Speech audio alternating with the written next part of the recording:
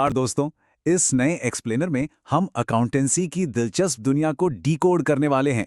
हम अक्सर सोचते हैं कि अकाउंटिंग सिर्फ उबाऊ नंबरों का खेल है या बस बही खाते मेंटेन करना है। लेकिन सच कहूं तो ये व्यापार की धड़कन है। ये एक बेहद डायनामिक और ज़रूरी भाषा है जिसके बिना दुनिया का कोई भी बिजनेस टिक ही नहीं सकता। आज के इस विश्लेषण का रोड मैप बिल्कुल साफ है।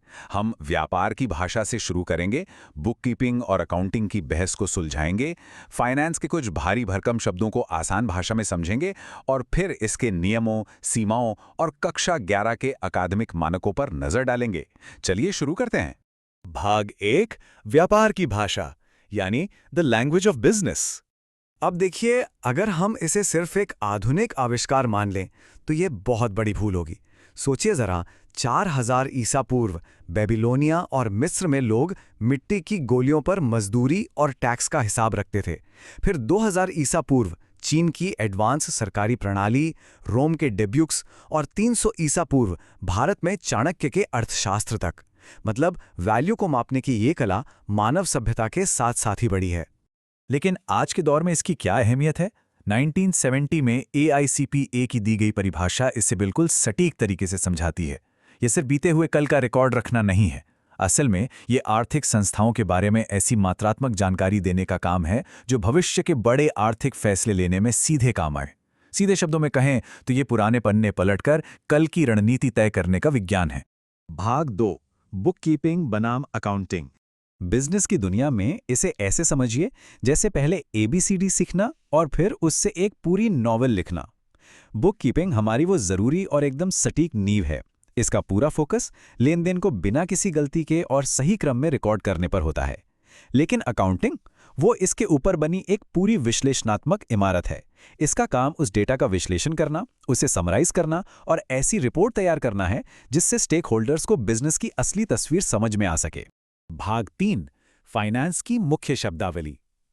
चलिए अब थोड़ी स्पीड बढ़ाते हैं और बिजनेस की इस भाषा के कुछ सबसे जरूरी शब्दों को समझते हैं। सबसे पहले एसेट्स और लायबिलिटीज। सीधा सा फंडा है।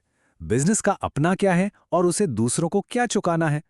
एसेट्स वो आर्थिक संसाधन हैं जो बिजनेस के पास हैं और जो आगे चलकर फायदा देंगे, जैसे कैश या मशीन। और लायबिलिटीज वो वित्तीय जिम्मेदारियां या कर्ज हैं जो किसी और को चुकाने हैं, जैसे कोई बड़ा बैंक लोन। अब बात करते हैं कैपिटल और ड्राइंग्स की। कैपिटल यानी वो शुरुआती पासा जो मालिक अपने बिजनेस में लगाता है, और इसके ठीक उलट जब वही मालिक अपने पर्सनल यूज के लिए बिजनेस से पैसे या कोई सामान निकालता है तो उसे अकाउंटिंग में ड्राइंग्स कहते हैं। और हाँ, इसका किसी पेंटिंग या कलाकारी से कोई लेना देना नहीं है। यह अक्सर कंफ्यूजन होता है। प्रॉफिट और गेन दोनों में मुनाफे की ही बात होती है, लेकिन फर्क बहुत बारीक है। प्रॉफिट यानी बिजनेस के रोजमर्रा के कामों से होने वाली आमदनी जो खर्चों से ज्यादा हो। लेकिन गेन ये अचानक या किसी आकस्मिक घटना से होने वाला मौद्रिक लाभ है। मान लीजिए कोई पुरानी मशीन मुनाफे पर बेच दी गई तो वो गेन कहलाएगा। और इन सारे पैसों के लेन देन के पीछे जो सबसे पक्का सबूत होता है वो है वाउचर। ये किसी भी ट्रांजैक्शन को सपोर्ट करने वाला एक लिखित डॉक्यूमेंट है, चाहे वो कैश मेमो हो, इनवॉइस हो या रसीद। ये सब वाउचर ही हैं जो चीख चीख कर बताते हैं कि हाँ, ये लेन देन सच में हुआ था। भाग 4, सूचना की गुणवत्ता और नियम। अब ये वित्तीय भाषा सबको सही से समझ में आए, इसके लिए 4 नियम बिल्कुल जरूरी हैं और ये बहुत ही शानदार तरीके से काम करते हैं। पहला, विश्वसनीयता, मतलब डेटा एकदम फैक्चुअल और बिना किसी गलती के हो। दूसरा, प्रासंगिकता, जो बिजनेस के फैसलों पर सच में असर डाले। तीसरा, समझ में आने योग्य, ताकि कोई भी उसे देखकर आसानी से समझ सके। और चौथा, तुलनीयता, ताकि समय के साथ और दूसरी कंपनियों के मुकाबले अपनी परफॉर्मेंस को मापा जा सके। भाग 5, वित्तीय अकाउंटिंग की सीमाएं। खैर, दुनिया की हर भाषा की तरह इस सख्त वित्तीय भाषा की भी कुछ सीमाएं हैं। ये सिर्फ उन्हीं चीजों को रिकॉर्ड करती है जिन्हें पैसों में मापा जा सके।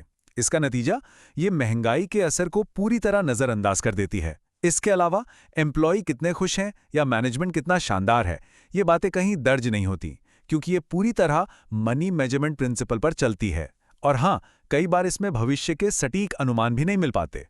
भाग 6, अकादमिक मानक और पाठ्यक्रम। चलिए अब देखते हैं कि स्कूलों में इस यूनिवर्सल भाषा को कैसे सिखाया जाता है। तो सबसे अहम बात यह है कि सीबीएसई के 11वीं कक्षा के अकाउंटेंसी सिलेबस में मार्क्स कैसे बटे हैं। पार्ट ए जो थ्योरी और प्रोसेस पर है वो पूरे 56 नंबर का है। पार्ट बी जो फाइनेंशियल स्टेटमेंट्स के बारे में है वो 24 नंबर का है और बाकी 20 नंबर प्रैक्टिकल समझ यानी प्रोजेक्ट वर्क के लिए हैं। इससे बिल्कुल साफ हो जाता है कि पढ़ाई का फोकस कहाँ होना चाहिए। इस सिलेबस का मकसद सिर्फ लेन देन को कॉपी में लिखना नहीं है, ये शिक्षार्थियों को अकाउंटिंग के असली मानकों यानी गैप से रूबरू कराता है। साथ ही ये कंप्यूटर बेस्ड अकाउंटिंग सिस्टम्स और जीएसटी की बेसिक बातें भी सिखाता है।